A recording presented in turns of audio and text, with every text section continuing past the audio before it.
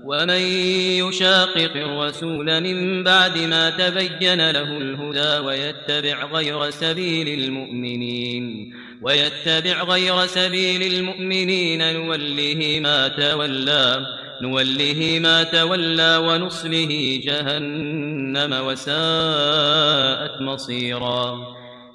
إن الحمد لله نحمده ونستعينه ونستغفره ونعوذ بالله من شرور أنفسنا ومن سيئات أعمالنا. من يهده الله فلا مضل له ومن يضلله فلا هادي له. وأشهد أن لا إله إلا الله وحده لا شريك له وأشهد أن محمدًا عبده ورسوله.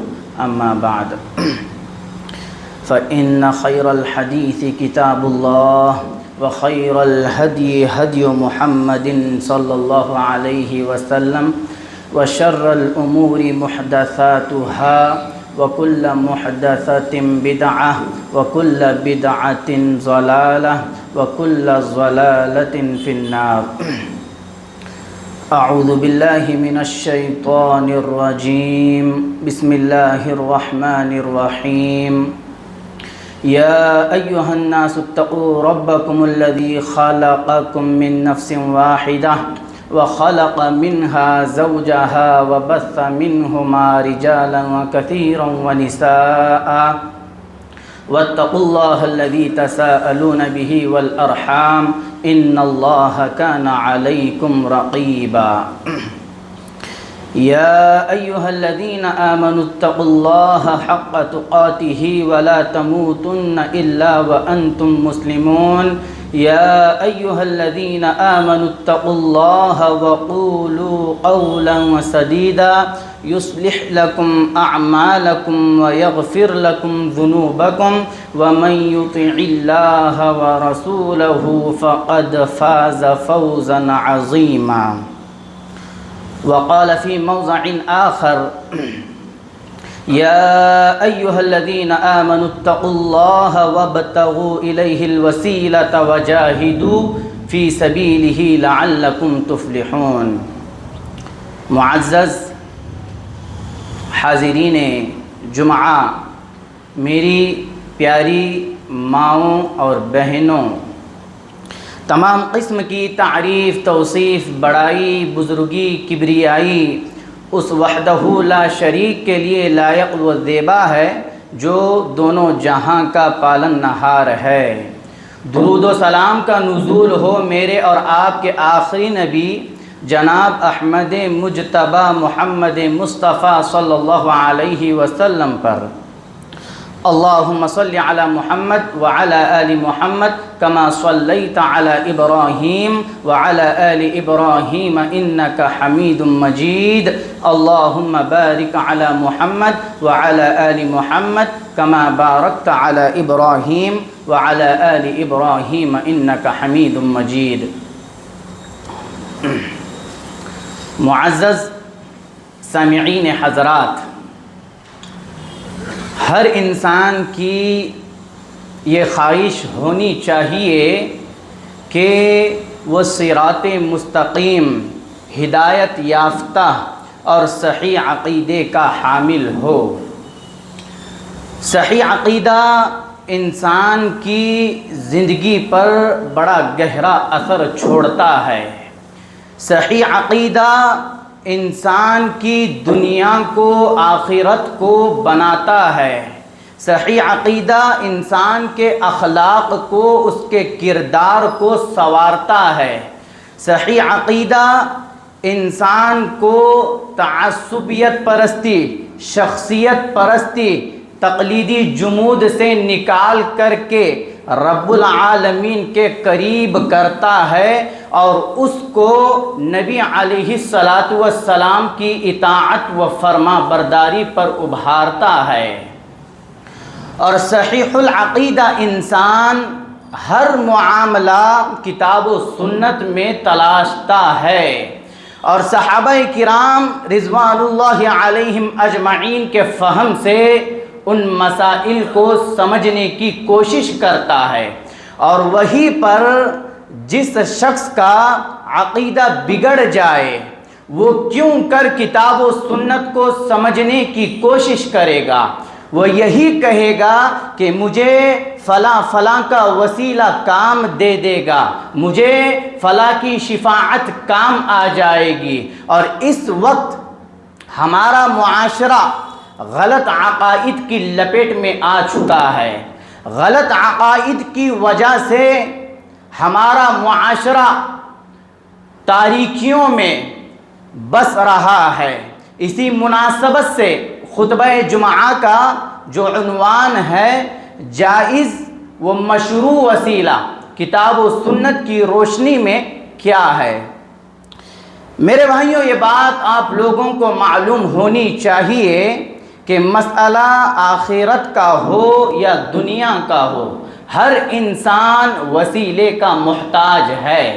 وسیلہ یہ ایک ایسی بنیادی حقیقت ہے جس حقیقت کا اعتراف ہر حقیقت پسند شخص کرتا ہے، لیکن بعض لوگ وسیلے کے معنی و مفہوم کو نہ سمجھنے کی وجہ سے غلط عقائد کو اپنائے ہوئے ہیں۔ وسیلے کا کیا معنی ہے؟ لغت عرب کی معروف و مشہور اور قدیم کتاب الصحاح میں اس کی تعریف بیان کرتے ہوئے کہتے ہیں الوسیلۃ ما یتقرب بہ الی الغیر۔ وسیلہ اس چیز کا نام ہے جس کے ذریعے سے کسی کا قرب حاصل کیا جائے۔ اور تفسیر طبری اور تفسیر ابن کثیر رحمہم اللہ نے وسیلے کی جو تعریف بیان کی ہے وہ یہ کہ ای تقرب الیہ بطاعتہ والعمل بما یرضیہ۔ وسیلہ اطاعت الہی کا نام ہے اور اسی کے مطابق اعمال کو انجام دے کر کے اس کا وسیلہ تلاش کرو۔ اس کے علاوہ اور بہت ساری تعریفات ہیں جن سے یہی پتہ چلتا ہے کہ وسیلہ اس چیز کا نام ہے جس کے ذریعے سے بندہ رب العالمین کا تقرب اور اس کی خوشنودی حاصل کرتا ہے۔ اور وسیلے سے مراد نیک اعمال ہے۔ رب العالمین نے قرآن مجید سورۃ المائدہ آیت نمبر 35 کے اندر ارشاد فرمایا یا ایھا الذین آمنوا اتقوا اللہ وابتغوا الیہ الوسیلۃ وجاہدوا فی سبیلہ لعلکم تفلحون۔ اے ایمان والو، اللہ سے ڈرو اور اس کو راضی کرنے کے لیے وسیلہ تلاش کرو۔ میرے بھائیوں، اس آیت کریمہ میں وسیلہ تلاش کرنے کا حکم دیا جا رہا ہے اور وسیلے سے مراد تمام مفسرین کا اتفاق ہے کہ وسیلے سے مراد نیک اعمال ہے۔ لیکن جن لوگوں کو کتاب و سنت سے دلچسپی نہیں ہے، جو احکام شریعت میں منمانیاں کرتے ہیں، جو ہوشیاری دکھاتے ہیں، جو اپنے ائمہ، جو اپنے بزرگان دین، جو پیر مرشد کی باتوں کو سچ کروانے کے لیے کتاب و سنت کے واضح نصوص کو بھی ٹھکرا دیتے ہیں، جو جائز و مشروع وسیلہ جو کتاب و سنت سے ثابت ہے اس پر عمل نہیں کرتے ہیں، اس کے برعکس جو ناجائز وسیلہ، جو غیر مشروع وسیلہ ہے اس پر عمل کرتے ہیں، اس کو پھیلاتے ہیں۔ اور یہ باطل پرست فرقہ پرستوں کی نشانی ہے کہ وہ دلائل کے آ جانے کے بعد دلائل سے منہ پھیر لیتے ہیں۔ وہ دلائل کی روشنی جب ان کے سامنے آ جاتی ہے تو وہ اس سے منہ پھیر لیتے ہیں۔ عزیزان ملت، عبادت کتاب و سنت سے معلوم کی جاتی ہے، اور جہاں پر بات جا کر کے فلاں فلاں پر رک جاتی ہے وہ عبادت نہیں ہے، وہ گمراہی ہے۔ دعا عبادت ہے، لہذا دعا میں وہی وسیلہ اختیار کیا جائے گا جو کتاب و سنت سے ثابت ہے۔ انسان بڑا کمزور ہے، ضعیف ہے، ہر دم ہر لحظہ وہ رب العالمین رحمت الہیہ کا محتاج رہتا ہے۔ انسان کی زندگی کا کوئی ایسا لمحہ نہیں ہے کہ وہ رب العالمین کے فضل و کرم سے بے نیاز ہو سکتا ہے۔ انسان پر پریشانیاں آتی ہے، مصیبتیں آتی ہے، لیکن ان پریشانیوں میں، ان مصیبتوں میں ایک موحد کا کیا کردار ہونا چاہیے؟ میرے بھائیوں، حدیث قدسی ہے، رب العالمین خود کہتا ہے، یا عبادی کلکم ضال الا من ہدیتہ فاستہدونی الا اہدیکم، اے میرے بندوں تم سب کے سب گمراہ ہو سوائے اس کے جس کو میں نے ہدایت دی، اور تم مجھ سے ہدایت طلب کرو۔ تم سب کے سب بھوکے ہو سوائے اس کے جس کو میں نے کھلایا، تم مجھ سے مانگو۔ تم سب کے سب ننگے ہو سوائے اس کے جس کو میں نے پہنایا، تم مجھ سے طلب کرو۔ اس حدیث سے کیا پتہ چلتا ہے؟ یہ حدیث مجھے اور آپ کو توحید کا پتہ دیتی ہے، توحید کا راستہ بتاتی ہے، شرک کی نجاستوں سے روکتی ہے۔ یہ حدیث مجھے اور آپ کو بتا رہی ہے کہ سارے تعلقات اللہ سے جوڑنے ہیں، اور کیسے جوڑنے ہیں یہ کتاب و سنت مجھے اور آپ کو بتاتی ہے کہ رب سے تعلقات کیسے قائم کیے جائیں گے۔ رب سننے والا ہے، ہماری حاجتوں کو پوری کرنے والا ہے۔ انسان پر پریشانیاں، تکلیفیں، مصیبتیں آتی ہیں، لیکن ان پریشانیوں میں، ان مصیبتوں میں، ان تکلیفوں میں ایک موحد پرست کا کیا کردار ہوتا ہے؟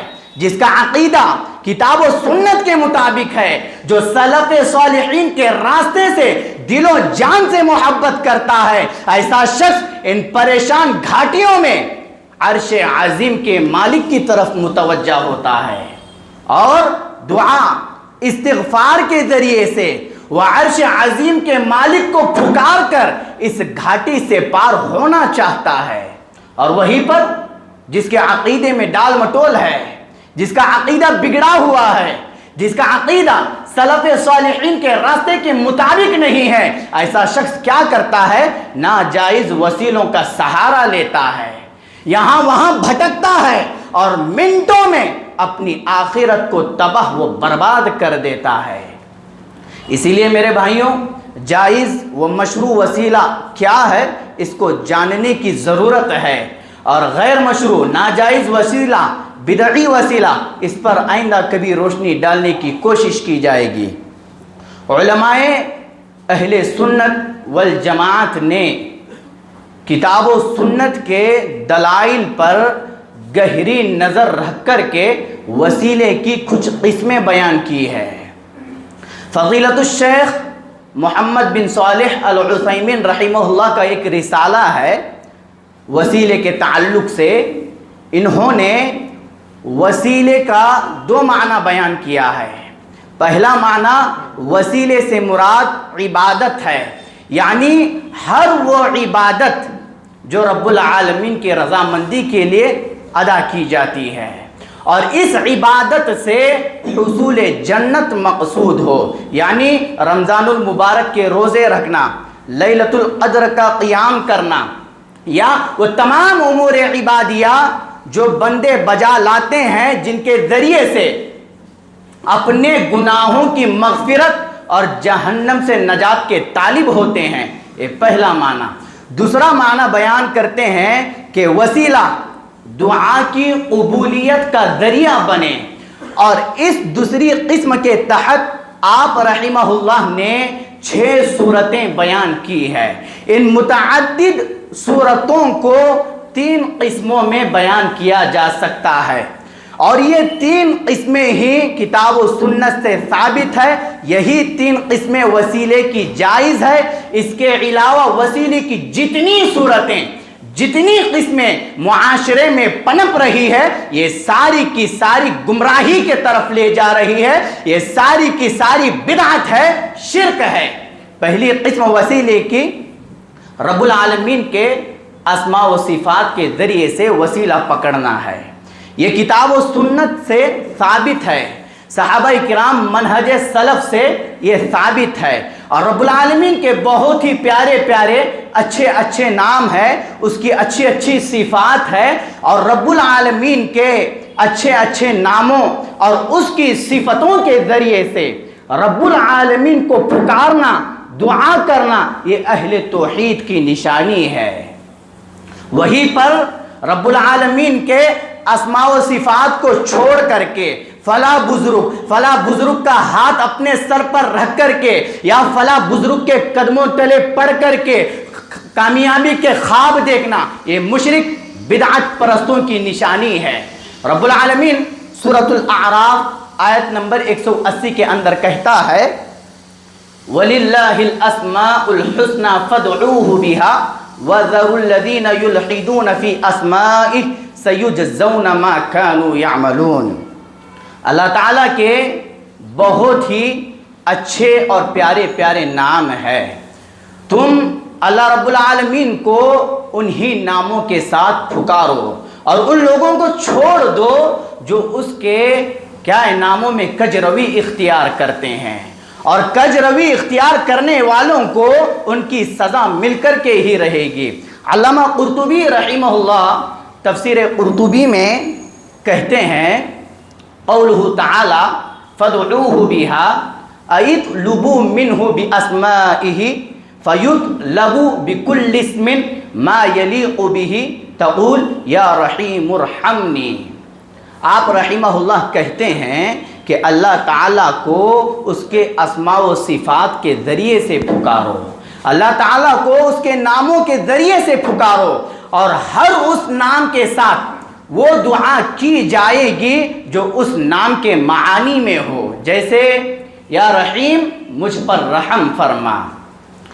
اور اللہ رب العالمین کے جو اسماء و صفات ہے بعض سے اس کی رحمت کا پتہ چلتا ہے، بعض صفات رب العالمین کی شان قہاریت کا پتہ دیتی ہے، بعض صفات رب العالمین کی رزاقیت کا پتہ دیتی ہے، اور یہ آیت کریمہ اس بات پر دلالت کرتی ہے کہ رب العالمین سے مانگا جائے گا تو صرف اس کے اسماء و صفات کے ذریعے سے مانگا جائے گا۔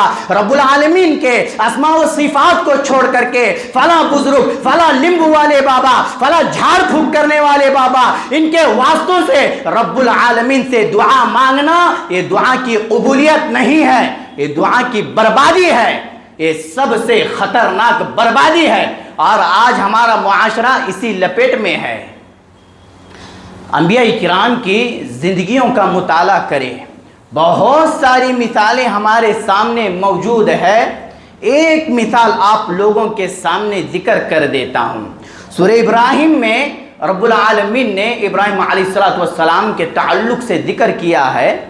جب ابراہیم علیہ السلام نے اپنے لیے، اپنی آل و اولاد کے لیے، اپنے والدین کے لیے اور تمام مسلمانوں کے لیے دعا کی تو کیا انداز اپنایا ہے، سبحان اللہ۔ قرآن مجید اس کو بیان کرتا ہے۔ رب العالمین نے کہا ربنا انک تعلم ما نخفی وما نعلن وما یخفى علی اللہ من شیء فی الارض ولا فی السماء الحمد للہ الذی وہب لی علی الکبر اسماعیل و اسحاق ان ربی لسمیع الدعاء رب اجعلنی مقیم الصلاة ومن ذریتی ربنا وتقبل دعاء ربنا اغفر لی ولوالدی وللمؤمنین یوم یقوم الحساب۔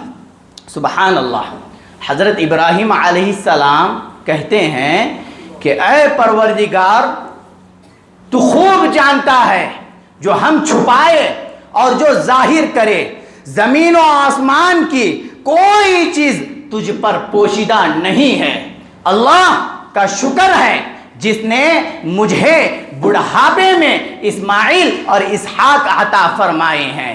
اے میرا رب تو دعا کو سننے والا ہے، اے میرے پالنے والے مجھے میری اولاد کو نماز کا پابند رکھ، اے پروردگار ہماری دعا کو قبول فرما۔ حضرت ابراہیم علیہ السلام آگے کہہ رہے ہیں اے ہمارے پروردگار مجھے، میرے والدین کو، تمام مسلمانوں کو بخش دے جس دن حساب ہونے لگے۔ عزیزان ملت، اس آیت کریمہ میں غور کرے، دعا کے جتنے آداب ہیں اس میں بیان کیے گئے ہیں۔ حضرت ابراہیم علیہ السلام اللہ سے دعا کر رہے ہیں تو رب العالمین کی حمد و ثنا بیان کر رہے ہیں۔ میرے بھائیوں، اس آیت کریمہ میں توحید ربوبیت کی دعوت ہے، توحید کا اعلان ہے، اور جو مسلمان شرک میں گرفتار ہے وہ رب العالمین کے اسماء و صفات سے رب العالمین کو نہیں پکارتے ہیں، ان کی حالت سدا یہی رہتی ہے گویا وہ جنگل میں ہے، بیابان کے، ریگستان صحراؤں کے شیاطین ان کو اپنے قبضے میں لیے بھٹکائے پھر رہے ہیں۔ انہیں لاکھ توحید بتائی جائے، انہیں لاکھ توحید سمجھائی جائے، انہیں بتایا جائے کہ یہ توحید کا راستہ ہے، یہ سلفیت ہے، یہ اہل حدیثیت ہے، انہیں خود سجائی نہیں دیتی ہے، وہ خود قبول نہیں کرتے ہیں۔ جنہیں غیر اللہ کے واسطوں سے دعا کرنے کا چسکا لگ جائے، یاد رکھے انہیں اندھیروں میں سفر کرنا ہی اچھا لگتا ہے۔ اسی لیے میرے بھائیوں، ان خباثتوں سے باہر آئیے اور رب العالمین سے دعا کیجئے۔ قرآن بتا رہا ہے، نبی علیہ السلام کے احادیث بتا رہی ہے کہ رب سے کیسے مانگا جائے گا، نبیوں کی زندگیاں بتا رہی ہے۔ تو پہلی قسط رب العالمین سے دعا کی جائے گی تو رب العالمین کے اسماء و صفات کے ذریعے سے دعا کی جائے گی۔ دوسری قسط جو ہے وہ اعمال صالحہ کے ذریعے سے رب العالمین سے دعا کی جائے گی، نیک اعمال کے ذریعے سے۔ اور جو عمل جس قدر اخلاص کے ساتھ کیا جائے گا وہ عمل اسی قدر رب العالمین کو محبوب ہوگا، اور جو اخلاص سے بھاگے گا وہ قبولیت الہی سے محروم ہو جائے گا۔ نام و نسب، برادری، اپنے لوگوں کے بہکاوے میں آ کر کے کوئی عمل انجام دینا جبکہ وہ کتاب و سنت سے ثابت نہیں ہے، کسی کی باتوں میں آ کر کے مٹی مٹی عمل کرنا، یہ باعث ہلاکت ہے، یہ تمہیں تباہی کی طرف لے کر کے جائے گی۔ ایمان باللہ، اطاعت رسول، یہ وہ ہے جو تمام اعمال کی روح ہے، اس کے بغیر کوئی عمل قابل قبول نہیں ہے۔ قرآن مجید میں اللہ تعالیٰ نے اپنے مقرب بندوں کا ذکر کیا ہے، وہ اپنے نیک اعمال کا وسیلہ دیتے ہوئے اللہ تعالیٰ سے اپنی حاجت طلب کر رہے ہیں۔ سورہ آل عمران آیت نمبر 16 کے اندر رب العالمین نے کہا الذین یقولون ربنا اننا آمنا فاغفر لنا ذنوبنا وقنا عذاب النار، جو لوگ کہتے ہیں کہ اے ہمارے رب، ہم ایمان لا چکے ہیں، ہمارے گناہوں کو معاف فرما اور ہمیں آگ کے عذاب سے بچا۔ میرے بھائیوں، اس آیت کریمہ میں اللہ تعالیٰ کے مقرب بندوں کی صفت کو بیان کیا جا رہا ہے، وہ کیسے اپنے گناہوں کی تلافی اللہ تعالیٰ سے کر رہے ہیں اور عذاب علیم سے بچنے کی خاطر یہ لوگ اپنے ایمان کا وسیلہ اللہ تعالیٰ سے پیش کر رہے ہیں۔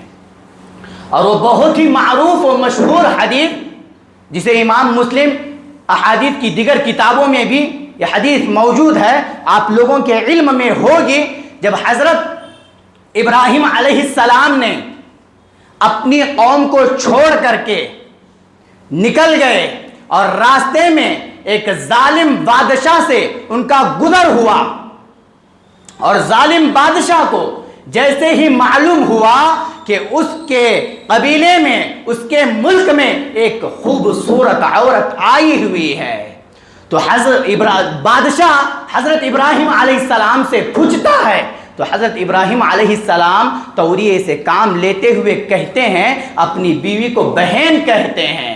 وہ بادشاہ، ظالم بادشاہ حضرت سارہ علیہ السلام کو بلاتا ہے اور ان پر ہاتھ ڈالنا چاہتا ہے۔ میرے ایمانی بھائیوں، ذرا اس واقعے سے سبق حاصل کرے۔ ذری تکلیف پر آپ کے دل و دماغ آپ کے کنٹرول میں نہیں رہتے ہیں، شیاطین آپ میں وساوس ڈالتے ہیں اور آپ غلط جگہوں کا رخ کرتے ہیں۔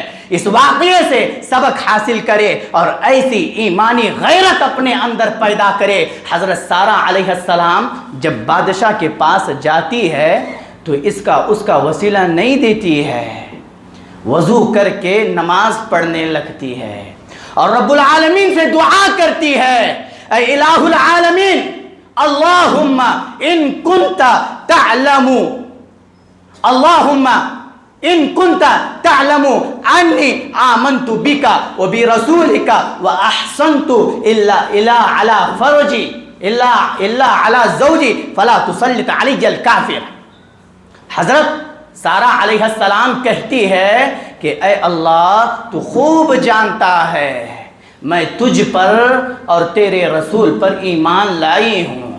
اے اللہ میں نے اپنے شوہر کے علاوہ اپنی شرمگاہ کی حفاظت کی ہے. اے اللہ تو مجھے اس ظالم بادشاہ سے نجات دے. ابھی آپ دعا سے فارغ نہیں ہوئی کہ اللہ تعالیٰ نے اس بادشاہ کو مرگی اور تشنج کی بیماری میں مبتلا کر دیا اور آپ اس سے نجات پا گئی. سبحان اللہ. میرے بھائیوں ان جھوٹے مکاریوں فریبوں کے چال و چلن میں مت آئے. اپنے دامنوں کو پاک و صاف رکھیں اور اپنے ایمان اور اپنے نیک اعمال کا وسیلہ اللہ کے سامنے پیش کرے. حضرت سارہ علیہ السلام نے اللہ پر اور اس کے رسول پر اور اپنی پاک دامنی کا وسیلہ دیتے ہوئے اللہ تعالیٰ سے دعا کی ہے. آپ بھی اپنے نیک اعمال کا وسیلہ دیتے ہوئے اللہ تعالیٰ سے دعا کریں. اللہ تعالیٰ آپ کی دعاؤں کو بھی ضرور قبول فرمائے گا. یہ دوسری قسم تھی. تیسری اور آخری قسم اعمال صالحہ. یہ دوسری قسم ہو گئی. اور تیسری قسم جو ہے وہ نیک اور صالح بندے سے اپنے حق میں دعا کروانا. اس زمین پر اللہ تعالیٰ کے نیک بندے رہتے ہیں جنہوں نے اپنے دلوں کو اس دنیا میں نہیں لگایا ہے. شرک، بدعات، خرافات کی بدبو سے ان کے دامن پاک و صاف رہتے ہیں. ایسے لوگوں سے اپنے حق میں دعا کروانا کتاب و سنت سے ثابت ہے. اس کی مثال بیان کرتے ہوئے قرآن مجید کہتا ہے جب حضرت یعقوب علیہ السلام اور حضرت یوسف علیہ السلام پر ان کے بھائیوں کی غلطی کھل کر کے سامنے آ گئی، ان کے فریب کاریوں کا پردہ فاش ہو گیا، تو یہ اپنی غلطی کا احساس لیے ہوئے شرمندہ ہوتے ہوئے اپنے باپ ابا جان کے پاس آئے اور کہا کہ اے ابا جان اللہ تعالیٰ سے ہمارے حق میں دعا کیجئے. قالوا یا ابانا استغفر لنا ذنوبنا انا كنا خاطئین. انہوں نے کہا اے ابا جان ہمارے گناہوں کی معافی اللہ سے مانگیے. ابراہیم علیہ السلام نے کہا قال سوف استغفر لكم ربی انہ هو الغفور الرحیم. میں تمہارے بخشش کے لیے جلدی کروں گا، وہ بڑا بخشنے والا ہے، بڑا معاف کرنے والا ہے. حضرت ابراہیم علیہ السلام یعقوب علیہ السلام یہ رب العالمین کے برگزیدہ بندے ہیں. حضرت یوسف علیہ السلام کے بھائیوں نے اپنے ابا سے اپنے گناہوں کی تلافی کے لیے کہا کہ آپ ہمارے گناہوں کی معافی کے لیے اللہ سے مانگیے. اور حضرت یعقوب علیہ السلام نے اس معاملے میں بہت جلدی کیا. اس واقعے سے بہت سارے اسباب مجھے اور آپ کو ملتے ہیں. دعا اس شخص سے کروائی جائے گی جو شرک، بدعات، خرافات سے پاک ہو، جو توحید پرست ہو، جس کا عمل کتاب و سنت کے مطابق ہو. اور یہاں پر یہ بھی معلوم ہوتا ہے کہ دعا کروانے کے لیے اس آدمی کا زندہ ہونا ضروری ہے. اگر وہ آدمی فوت ہو چکا ہے تو اس سے دعا نہیں کروائی جائے گی. اسی طرح سے نبی علیہ السلام کی زندگی کا مطالعہ کریں. صحابہ کرام رضوان اللہ علیہم اجمعین کے تعلق سے بے شمار احادیث ایسی ملتی ہے کہ صحابہ کرام اپنے مسائل کا حل نبی علیہ السلام سے کرواتے تھے. آپ نبی علیہ السلام سے اپنے حق میں دعا کرواتے تھے. ایک مثال آپ لوگوں کے سامنے اختصار کے ساتھ پیش کرتا ہوں. حضرت عکاشہ بن محسن رضی اللہ عنہ کے بارے میں یہ بہت ہی معروف و مشہور ہے. جب انہوں نے نبی علیہ السلام سے کہا کہ اے اللہ کے رسول صلی اللہ علیہ وسلم میرے حق میں دعا کیجئے کہ اللہ تعالیٰ مجھے ان لوگوں میں سے بنائے جنہیں اللہ تعالیٰ بلا حساب و کتاب کے جنت میں داخل کرے گا۔ نبی علیہ السلام نے کیا کہا؟ الفاظ پر غور کیجئے گا۔ نبی علیہ السلام نے کہا اللہ تعالیٰ تمہیں انہی میں سے بنائے۔ دوسری روایات سے پتہ چلتا ہے کہ نبی علیہ السلام کی دعا قبول ہو گئی۔ میرے بھائیوں یہ کتنی بڑی اہمیت رکھتا ہے۔ ایسے اشخاص ڈھونڈیں، تلاش کرے۔ آپ کسی قبر پرست کہہ رہے ہیں کہ میرے حق میں دعا کرو، کوئی مشرک، کوئی فاجر، فاسق، منافق اس سے کہہ رہے ہیں کہ میرے حق میں دعا کرو، وہ کیا خاک آپ کے حق میں دعا کرے گا؟ اس کی خود کی زندگی کتاب و سنت کے مطابق نہیں ہے۔ کتاب و سنت کے افراد کو تلاش کرو، سلفیت کو پھیلاؤ، اہل حدیثیت پر قائم و دائم رہو، کتاب و سنت کے مطابق اعمال انجام دو، اور ایسے ہی اشخاص سے اپنے حق میں دعا کروائیے گا۔ یہ 3 قسمیں تھی۔ یہ مثالیں سمجھنے والوں کے لیے کافی ہے، اور میں امید کرتا ہوں کہ لوگ سمجھ چکے ہوں گے، ورنہ کتب احادیث میں، قرآن مجید میں بے شمار مثالیں ایسی ملتی ہے جو ان 3 قسموں پر دلالت کرتی ہے۔ خلاصتاً کہوں گا کہ پہلی قسم جو اللہ تعالیٰ سے دعا کی جائے گی، جو لوگ بعد میں آئے ہیں، تاخیر سے آئے ہیں، وہ غور سے اس کو سن لیجئے، کیونکہ یہ آپ کا تاخیر سے آنا ہی آپ کے لیے بربادی ہے۔ ایک تو آپ جمعہ کے وقت میں جلدی آتے نہیں ہیں، ہفتے میں ایک موقع ایسا ملتا ہے کہ آپ قال اللہ و قال رسول کی صدائیں سن کر کے اپنے ایمان کو مضبوط کریں، لیکن آپ کا حال تو بڑا تعجب ہوتا ہے آپ کے حال پر، اسی لیے جلدی آیا کیجئے۔ تو پہلی قسم وسیلے کی اللہ تعالیٰ کے اسماء و صفات کے ذریعے سے اللہ تعالیٰ سے دعا کی جائے گی، اور یقین و ایمان کے ساتھ دعا کیجئے، اللہ ضرور قبول کرے گا۔ اگر دنیا میں اللہ آپ کو نہیں نوازے گا، نہیں دے گا، تو آخرت میں اللہ تعالیٰ اس کا بدلہ ضرور آپ کو دے گا۔ دوسری قسم اعمال صالحہ کا وسیلہ، نیک اعمال کا، اپنے ایمان کا وسیلہ دیجئے، نبی پر ایمان لانے کا، کتابوں پر ایمان لانے کا۔ جتنے نیک کام آپ اپنی زندگیوں میں کرتے ہیں، ان نیک کاموں کا وسیلہ اللہ سے دیجئے، اللہ تعالیٰ آپ کی دعاؤں کو قبول کرے گا۔ تیسری قسم ایک صالح اور نیک بندے سے اپنے حق میں دعا کروا سکتے ہیں، اور یہ بات بھی میں نے ذکر کر دی ہے کہ وہ صالح اور نیک بندہ اسی وقت ہوگا جب اس کا عمل کتاب و سنت کے مطابق ہوگا، وہ نبی علیہ السلام کی سنتوں سے چمٹ کر رہے گا، صحابہ کرام کے راستے سے دل و جان سے محبت کرنے والا ہوگا۔ ایسے شخص سے آپ اپنے حق میں دعا کروا سکتے ہیں۔ آخر میں اللہ تعالیٰ سے دعا کرتا ہوں کہ جو کچھ باتیں کہی گئی ہے، اللہ تعالیٰ مجھے اور آپ کو ان باتوں پر عمل کرنے والا بنائے۔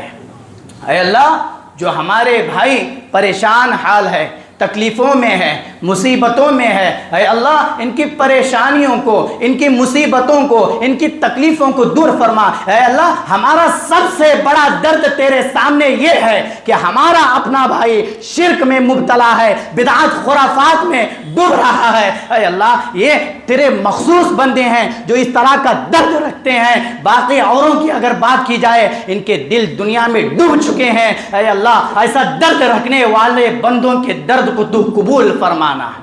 اے اللہ جو ایسا درد رکھ رہے ہیں ان کے درد کو ساری بلگام کی سرزمین پر پھیلانا، اور جو ہمارے بھائی قبر پرستی میں ڈوبے ہوئے ہیں، خرافات منکرات میں ڈوبے ہوئے ہیں، انہیں صحیح راستہ دکھانا۔